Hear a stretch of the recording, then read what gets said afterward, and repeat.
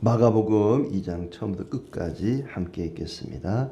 수일 후에 예수께서 다시 가버나움에 들어가시니 집에 계시다는 소문이 들린지라 많은 사람이 모여서 문 앞까지도 들어설 자리가 없게 되었는데 예수께서 그들에게 도를 말씀하시더니 사람들이 한 중풍병자를 네 사람에게 메워 가지고 예수께로 올세 무리들 때문에 예수께 데려갈 수 없으므로 그 계신 곳에 지붕을 뜯어 구멍을 내고 중풍병자가 누운 상을 달아내리니 예수께서 그들의 믿음을 보시고 중풍병자에게 이르시되 작은 자야 내 죄 사함을 받았느니라 하시니 어떤 서기관들이 거기 앉아서 마음에 생각하기를 이 사람이 어찌 이렇게 말하는가 신성모독이로다 오직 하나님 한 분 외에는 누가 능히 죄를 사하겠느냐. 그들이 속으로 이렇게 생각하는 줄을 예수께서 곧 중심에 아시고 이르시되 어찌하여 이것을 마음에 생각하느냐. 중풍병자에게 내 죄 사함을 받았느니라 하는 말과 일어나 내 상을 가지고 걸어가라 하는 말 중에서 어느 것이 쉽겠느냐. 그러나 인자가 땅에서 죄를 사하는 권세가 있는 줄을 너희로 알게 하려 하노라 하시고 중풍병자에게 말씀하시되 내가 네게 이르노니 일어나 네 상을 가지고 집으로 가라 하시니 그가 일어나고 상을 가지고 모든 사람 앞에서 나가거늘 그들이 다 놀라 하나님께 영광을 돌리며 이르되 우리가 이런 일을 도무지 보지 못하였다 하더라. 예수께서 다시 바닷가에 나가심에 큰 무리가 나왔거늘 예수께서 그들을 가르치시니라. 또 지나가시다가 알페오의 아들 레위가 세관에 앉아 있는 것을 보시고 그에게 이르시되 나를 따르라 하시니 일어나 따르니라. 그의 집에 앉아 잡수실 때에 많은 세리와 죄인들이 예수와 그의 제자들과 함께 앉았으니 이는 그러한 사람들이 많이 있어서 예수를 따름이러라. 바리새인의 서기관들이 예수께서 죄인 및 세리들과 함께 잡수시는 것을 보고 그의 제자들에게 이르되 어찌하여 세리 및 죄인들과 함께 먹는가. 예수께서 들으시고 그들에게 이르시되 건강한 자에게는 의사가 쓸데없고 병든 자에게라야 쓸데있느니라. 나는 의인을 부르러 온 것이 아니요 죄인을 부르러 왔노라 하시니라. 요한의 제자들과 바리새인들이 금식하고 있는지라 사람들이 예수께 와서 말하되 요한의 제자들과 바리새인의 제자들은 금식하는데 어찌하여 당신의 제자들은 금식하지 아니하나이까.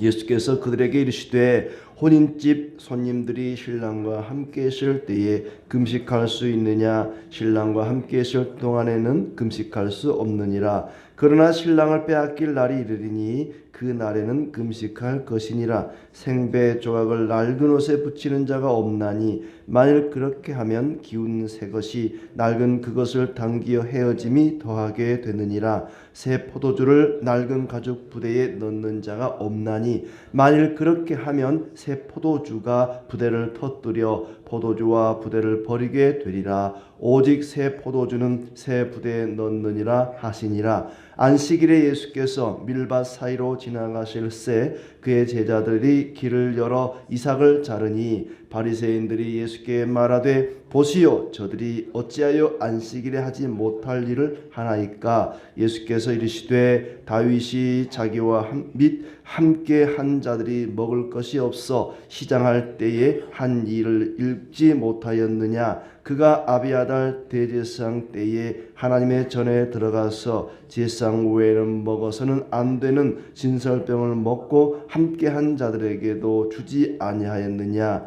또 이르시되 안식일이 사람을 위하여 있는 것이요 사람이 안식일을 위하여 있는 것이 아니니 이러므로 인자는 안식일에도 주인이니라. 아멘. 예, 반갑습니다. 오늘도 주님 은혜 가운데 모두 평안하시기를 바랍니다. 마가복음을 읽을 때는 항상 두 가지를 염두에 둬야 한다 그랬습니다. 예수님이 하나님의 아들이시오. 그렇지만 그분은 가장 낮은 자리에 오셔서 우리를 위해 고난받으시고 십자가에 죽으신 분이시다. 예수님은 존귀하신 하나님의 아들이고 그렇지만 가장 낮은 자리에서 섬기신 분이다. 이것을 마가가 네로 황제 당시에 고난받고 있던 로마의 그리스도인들에게 전하는 메시지였습니다. 비록 예수 믿고 구원받아 하나님의 존귀한 자녀가 되었지만 왜 우리가 이렇게 고난을 당하고 순교를 당하고 죽음을 당해야만 하는가? 그들이 낙심해 있을 때에 우리 주님께서도 그랬다. 그분은 존귀한 하나님의 아들이시지만 그러나 섬기는 자로 오셨고 죽음을 당하셨다. 그것을 계속해서 반복해서 이야기를 합니다. 1장에서도 하늘에서 음성이 나와서 이는 내 사랑하는 아들이요 말씀하시고 병든 자들을 고치고 귀신들을 울린 자를 또 귀신을 내쫓고 그런 일을 통해서 하나님만이 할 수 있는 그런 일들을 소개함으로써 이 예수님이 바로 하나님의 아들이시다. 그분이 곧 하나님이시다 하는 것과 그분이 가장 낮은 자리에서 우리를 섬기는 종으로 오셨다 하는 것을 말씀하셨습니다. 오늘 2장도 마찬가지입니다. 그 연장선상에서 예수님은 하나님만이 할 수 있는 병고침과 죄 사함의 은혜를 내려주셨고 그리고 가장 낮은 자들과 함께 하셨다는 것을 보여주고 있습니다. 2장과 3장 초반에 걸쳐서는 5가지 논쟁이 이어집니다. 죄 사함의 논쟁이 있고 이분이 도대체 누구인데 죄를 사한단 말인가? 어찌하여? 라는 말이 많이 나옵니다. 어찌하여? 바리새인들, 서기관들이 예수님이 행하는 일들과 가르치는 말씀을 듣고는 어찌하여? 이런 표현을 많이 써요. 그리고 죄인들과 식사하는 모습을 보면서 또 어찌하여 이렇게 죄인들과 식사를 한단 말인가? 또 금식, 어찌하여 금식을 하지 않느냐 하는 얘기. 또 안식일에 합당한 일을 행하는 것에 대한 논쟁이 있고 3장에 가면은 안식일에 치유하는 일에 대한 논쟁이 이어집니다. 1장 끝에 보면은 많은 사람들이 예수님의 병고침과 귀신 내쫓는 것을 보고는 예수님께로 몰려들었습니다. 그때 그곳은 갈릴리였죠. 갈릴리 지역에서 예수님이 병을 고치고 귀신들을 내쫓고 하는 모습을 보면서 그것이 사방에 소문이 퍼지니까 많은 사람들이 예수님께로 몰려들었습니다. 그리고 예수님이 이제 가버나움으로 돌아왔는데 가버나움에 집에 계시다는 소문을 듣고 역시 많은 병자들과 또 귀신 들린 자들이 예수님을 찾아왔습니다. 그때에 그렇게 찾아온 자들에게 예수님이 도를 가르쳤다 그렇습니다. 예수께서 그들에게 도를 말씀하시더니 이 도는 길거리에 가다가 도를 하십니까? 할 때 그 도가 아니고 길이죠. 길. 천국 가는 길. 복음을 가르친 것입니다. 예수님께서 복음의 말씀을 이제 가르치셨는데 그때에 많은 사람들이 몰려 있는 틈으로 어떤 한 중풍병자, 뇌경색이겠죠. 중풍병자가 오려고 했더니 너무 사람이 많이 몰려서 올 수가 없는 겁니다. 그래서 그 친구 4사람이 이 사람을 그냥 침상째 양쪽 뇌 기퉁이에 이제 끈을 매달았겠죠. 그 지붕을 뜯어서 지붕에서부터 예수님이 있는 그 실내로 이 중풍병자를 내려보내는 것입니다. 막 집주인이 좀 화가 났을 거예요. 남의 지붕을 막 함부로 뜯고 예수님이 앉아 계시는데 그 위로 막 흙덩어리가 떨어지기도 하고 뭐 그랬겠죠. 그 중풍병자가 내려오니까 예수님이 막 화를 내고 어디에 천정에서 이렇게 사람을 내려보내냐고 화를 낸 것이 아니라 중풍병자를 고쳐주신 거죠. 그러면서 그 친구들의 믿음을 보시고 중풍병자를 고쳤다고 말씀을 하십니다. 5절에 보니까 예수께서 그들의 믿음을 보시고 중풍병자에게 이르시되 작은 자야 네 죄 사함을 받았느니라. 그들의 믿음을 보시고 하나님의 나라의 복음을 믿는 그 믿음. 많은 사람들이 모였을 때 도를 가르쳤다 그랬지 않습니까? 진리의 말씀, 복음의 말씀을 가르쳤는데 그것을 믿는 그 믿음을 보시고 이 중풍병자에게 내 죄 사함을 받았느니라. 좀 의아하고 황당했을 것 같아요. 아니 병자에게 뭐 병아 떠나라, 치료되어라 뭐 고쳐져라 이렇게 말하지 않고 느닷없이 죄 사함을 이야기한단 말이죠. 네 죄 사함을 받았느니라. 그랬더니 이제 그 자리에 아마 어떤 바리새인의 서기관들이 있었던 것 같습니다. 종교 지도자들이죠. 이들이 예수님에 대해서 생각하기를 이건 신성모독이다.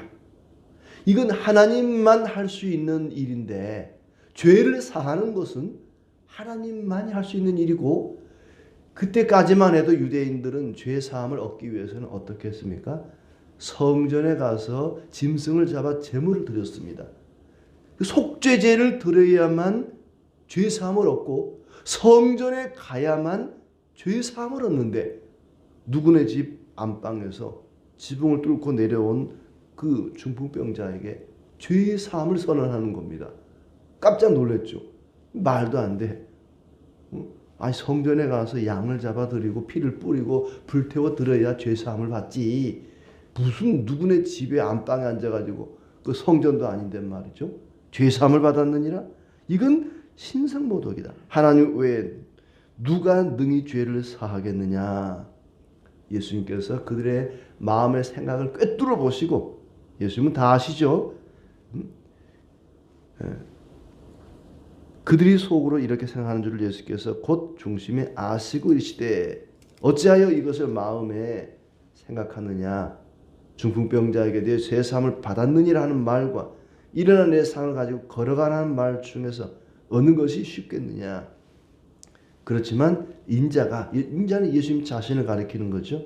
땅에서 죄를 사하는 권세가 있는 줄을 너희로 알게 하려 하노라. 이 일을 통해서 예수님이 죄를 사하는 권세가 있다는 것을 알려주기 위해서 이렇게 한다는 겁니다. 예수님은 하나님만이 할 수 있는 죄 사함의 권세를 가지신 분이다. 예수님 그분이 바로 하나님이라는 거죠. 마가복음 1장 1절 맨 처음에 말씀하신 대로 예수께서 바로 하나님의 아들이심을 이야기합니다. 하나님의 아들 예수 그리스도의 복음의 시작이라 그랬죠. 예수님이 바로 하나님의 아들이시다. 사람들의 관심은 병 고침에 있었지만은 예수님의 관심은 죄를 사는 데에 있었습니다. 인자가 땅에서 죄를 사하는 권세가 있는 줄을 알게 하려 하노라. 그러면서 중풍병자에게 이르기를 일어나 내 상을 가지고 집으로 가라. 그대로 일어나 집으로 침상을 들고 갔다. 다 놀라 하나님께 영광을 돌렸다. 우리가 이런 일을 도무지 보지 못하였도다 하면서 깜짝 놀랐습니다. 참, 이런 일이 우리 가운데 일어나면 참 얼마나 좋을까. 우리의 모든 질병과 아픔을 치료해 주시는 그런 은혜가 있기를 바랍니다. 또 얼마든지 주님은 그렇게 하실 수 있는 하나님의 아들이십니다. 자, 이렇게 예수님은 존귀하신 하나님 아들이다 하는 것을 말씀하시고 곧바로 이어서 13절부터 17절까지 예수님께서 가장 낮은 곳에 임하셨습니다. 세관에 앉아있는 늘 욕을 얻어먹고 비난을 받던 세리 마태, 레위에게, 레위는 마태죠. 그를 부르십니다. 나를 따르라 하셨더니 일어나 따랐다. 그리고 그 레위의 집에 들어가서 잡수시는데 많은 세리와 죄인들이 따릅니다. 그때도 역시 서기관들이 비난하지요. 어찌하여 세리와 죄인들과 함께 먹는가? 저런 더러운 인간들하고 어찌 함께 먹는단 말인가? 예수께서 대답하십니다. 건강한 자에게는 의사가 쓸데없고 병든 자에게나 쓸데있느니라. 나는 의인을 부르러 온 것이 아니요 죄인을 부르러 왔노라 하시면서 예수님께서 가장 낮은 자들과 함께 하셨다는 겁니다. 그리고 이어서 금식에 대한 논쟁이 또 18절부터 22절까지 이어집니다. 어찌하여 당신의 제자들은 금식하지 아니하는가? 세례 요한의 제자들도 또 바리새인의 제자들도 다 금식하는데 어찌하여 너희는 금식하지 않느냐? 유대인들은 금식을 자랑처럼 여기고 일주일에 한두 번씩 금식일을 정해놓고 금식을 했단 말이죠. 그리고 아마 이 때가 금식을 하는 그런 절기였던 것 같아요. 또 7월 속죄일이 되면은 이스라엘 전체가 금식을 했죠. 이 금식일 때에 예수님의 제자들이 금식을 하지 않았다. 어찌하여 당신의 제자들은 금식하지 않는가? 이 말은 어찌하여 당신은 금식하지 않느냐? 그 말입니다. 예수님이 금식을 하지 않으니까 제자들도 금식을 하지 않는 거죠. 어찌하여 당신의 제자들은 금식하지 않느냐? 이 말은 예수님을 비난하는 그런 표현이죠. 어찌하여 당신은 금식을 하지 않는가? 그러자 예수님께서 또 19절에 답을 주시죠. 혼인집 손님들이 신랑과 함께 있을 때에 금식할 수 있느냐? 잔칫날, 즐거운 축제하는 날에 맛있게 음식을 먹어줘야 예의지. 응? 음식 쫙 차려놓고 축제를 벌이는데, 결혼식 하는데 나 금식해서 안 먹을래요. 예의가 아니죠. 꼭 그런 목사님이 있어요. 회식한다고 목사님 다 모이세요. 막 맛있는 음식점 갔는데 와가지고는 나 금식 중이라 안 먹어 이래요. 자기 금식한다는 걸 자랑하는 거예요. 나 지금 금식 중이라 나는 오늘 못 먹어. 너희끼리 먹어 그냥 이런단 말이죠. 안 먹을 거 왜 왔는지 모르겠어요. 초대하면 오긴 오는데 음식을 안 먹겠다는. 나 금식 중이야. 결혼식은 맛있는 음식을 먹는 날이죠. 심지어 맛있는 포도주도 함께 곁들여서 음식 먹는 날이잖아요. 근데 예수님께서 말씀하시는 거죠. 결혼식장에 손님들이 신랑과 함께 있을 동안에 어찌 금식할 수 있겠느냐. 신랑 대신 예수님이 함께 하는데 그 즐거운 축제일에 기쁘고 즐겁게 함께 먹고 마시고 즐겨야지 어찌 금식을 할 수 있겠느냐. 그 얘기죠. 신랑과 함께 있을 동안에는 금식할 수 없느니라. 그러나 신랑을 빼앗길 날이 이르니 그때 가면 금식을 하게 될 것이다. 말씀을 하셨습니다. 그 다음에 23절부터 28절은 안식일에 대한 논쟁이 28절을 넘어서 3장에까지 이제 이어집니다. 어찌하여 안식일에 하지 못할 일을 하느냐 하는 얘기인데, 이 얘기는 좀 얘기가 길죠. 예수님의 제자들이 안식일 날 밀밭 사이로 가다가 배가 고파서 밀 이삭을 뜯어서 이렇게 손으로 문질러서 그걸 먹었단 말이죠. 먹어보신 분들은 알겠지만은 이게 마치 끔처럼 쫄깃쫄깃하니 요기가 됩니다. 이게 밀이 아직 여물기 전에 파릇파릇한 끼가 아직 남아있을 때 이걸 뜯어서 비벼서 먹으면은 아주 쫄깃쫄깃하니 나름대로 요기가 된단 말이죠. 참 어렸을 때 그런 기억이 있는데 예수님의 제자들이 그랬단 말이죠. 그러니까 밀 이삭을 뜯은 것은 추수가 되고 문지른 것은 타작이 되는 거예요.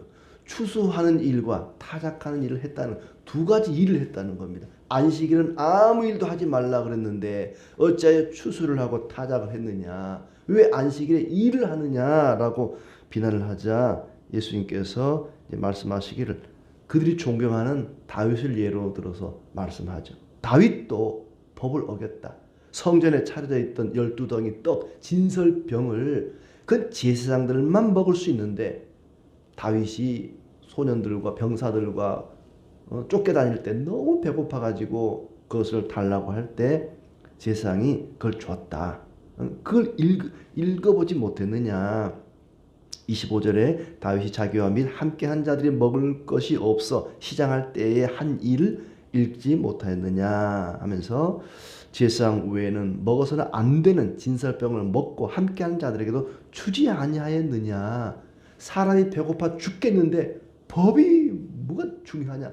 안식일을 일하지 말라는 거, 진설병은 제사장만 먹으라는 법을 어겼다. 살기 위해서.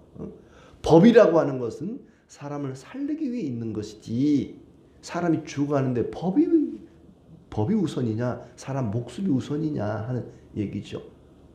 법은 지키라고 있는 거죠. 빨간 신호등 멈춰야 됩니다. 초록불은 가면 됩니다. 그런데 법을 지키지 않아도 되는 경우가 있죠. 응급차, 구급차, 경찰차, 사람이 지금 죽어가는데 빨간 신호등이 무슨 의미가 있습니까? 막 달려갔죠. 법을 어깁니다.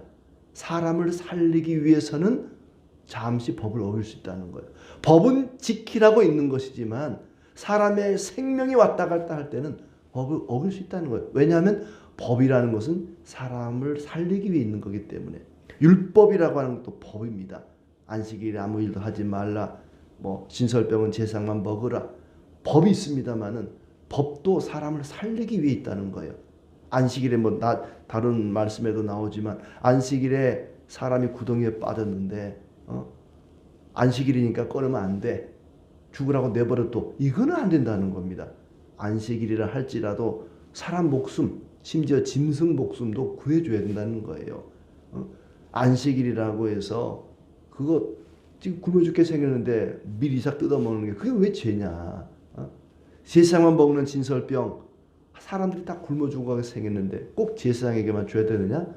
쓰레기통에 버리느니 제사장 아닌 사람에게도 줘서 먹여 살려야 될 것 아니냐? 살리는 게 중요하다. 그 얘기를 하는 것입니다. 법을 따지다가 사람 다 죽일 수 있다는 거예요. 사람 살리는 게 더 중요한 거 아니냐. 안식일의 주인은 인자다. 예수님이 바로 안식일의 주인이다. 예수님의 말씀을 따라 생명을 살리는 것이 안식일의 중요한 일이지 율법을 지키는 것이 중요한 것이 아니다. 율법도 사람 살리기 위해 주신 것 아니겠느냐 하는 말씀입니다. 이렇게 예수님은 하나님만 할 수 있는 일, 하나님만 할 수 있는 말씀을 하심으로써 그분이 곧 하나님이시요 하나님의 아들인 것을 말씀하시고 가장 낮은 자들과 함께 하셨습니다. 하나님만이 가지신 죄 사함의 권세를 가지고 그분이 하나님 아들인 것을 증명하신 것이죠. 그리고 예수님이 함께하는 동안에 신랑이 함께하는 동안에 금식할 수 있느냐? 즐겁게 기쁘게 먹고 마시고 축제를 벌레하지 않겠느냐? 메시아께서 세우시는 그 나라, 하나님의 나라는 기쁨과 즐거움이 충만한 그런 나라라는 것입니다. 왜냐하면 메시아가 함께 하시기 때문에, 구원의 주님이 함께 하시기 때문에 주님의 나라는 기쁨과 즐거움이 충만한 나라입니다. 구약의 선지자들을 또 그들이 쓴 글들을 보면, 선지서들을 보면은 기쁨이 별로 없습니다. 한탄하고 통탄하고 자기 나라를 빼앗긴 것과 더불어서 자기들의 죄악 때문에, 백성들의 죄악 때문에 주여 우리는 죄인이로소이다 한탄하고 탄식하는 내용이 가득합니다. 그러나 이제 구원자가 왔습니다. 메시아가 오셨습니다. 애통과 슬픔이 기쁨과 즐거움이 될 것입니다. 하나님이 보내신 구원자가 함께 하는데 어찌하여 금식을 할 수 있겠느냐? 기뻐하고 즐거워해야 될 거 아니냐? 그래서 교회는 항상 기쁨과 즐거움이 넘쳐야 됩니다. 교회는 항상 축제하는 곳이 되어야 합니다. 왜냐하면 우리의 구원자 메시아이신 하나님의 아들 예수께서 늘 함께 하시기 때문입니다. 그래서 교회는 늘 기쁘고 즐거운 곳이 되어야 된다. 메시아이신 하나님의 아들이 함께 하시기 때문입니다. 또한 법이라고 하는 것은 지켜야 하지만 사람을 살리기 위해서는 그 법을 잠시 어길 수도 있는 것이다. 안식일은 사람을 살리기 위해 주신 날이다 하는 것을 기억해야 합니다. 하나님께서 우리에게 율법을 주신 것은 사람을 살리라고 주신 것입니다. 율법을 통해서 사람을 살리는 것이 중요하다. 법을 주신 분의 의도를 알아야지 그 법 자체에 매달려 가지고 유대인들의 특징은 율법 자체에 매달려 있다는 겁니다. 무조건 율법을 지켜야 한다는 겁니다. 어떤 일이 있어도 율법을 지켜야 한다. 그러나 그 율법을 주신 주님께서 의도하시는 것은 그것이 아니었습니다. 사람을 살리는 것이 중요하다. 늘 우리 교회가 기쁨과 즐거움이 넘치고 사람을 위하고 사람들에게 소망을 주는 그런 믿음의 공동체가 되기를 진심으로 기원합니다.